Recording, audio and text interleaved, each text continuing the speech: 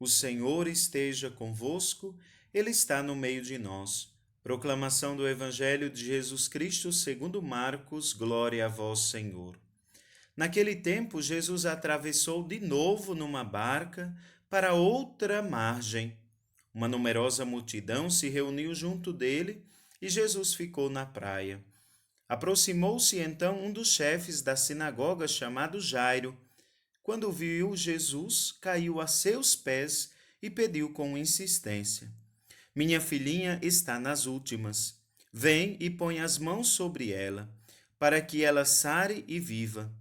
Jesus então o acompanhou. Uma numerosa multidão o seguia e o comprimia.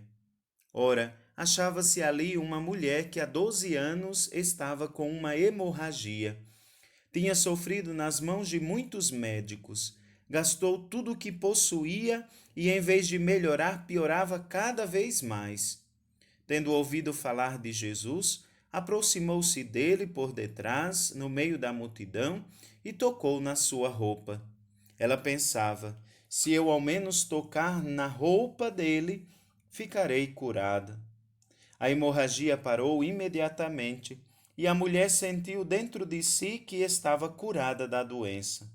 Jesus logo percebeu que uma força tinha saído dele e, voltando-se no meio da multidão, perguntou: Quem tocou na minha roupa?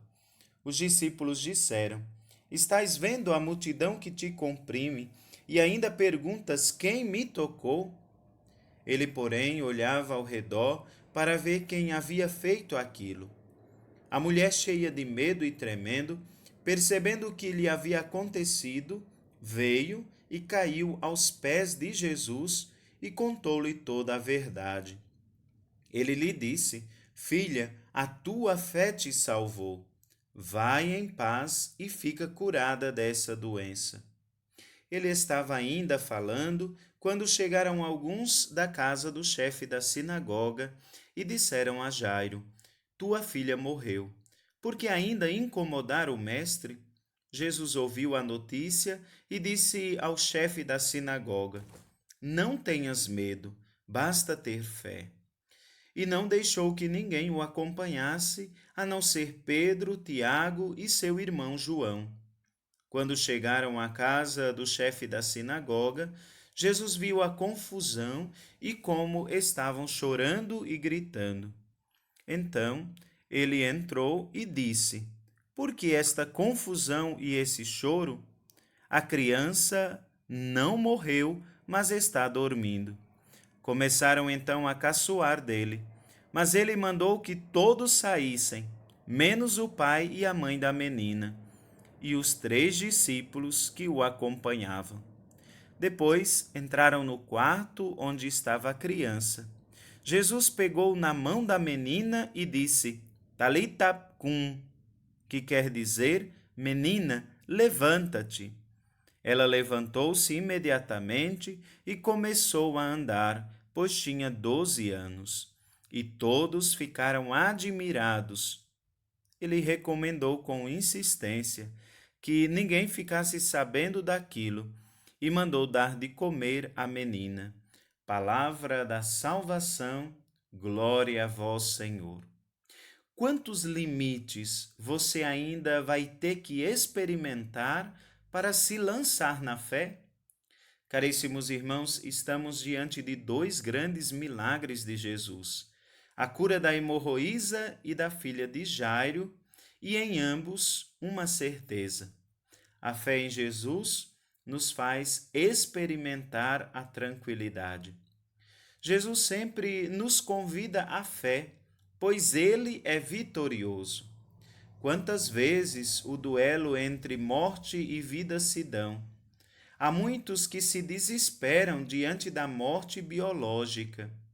Mas seria mesmo esta morte capaz de nos causar medo? Com toda certeza não. É preciso reconhecer que Cristo Jesus, vencendo a morte, nos faz dela também vencedores. Por isso, a necessidade de sair dos limites para nos lançar na fé.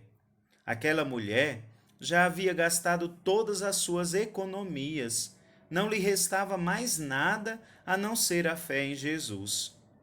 A menina já morta nada poderia, mas eis que se apresenta a grande solução.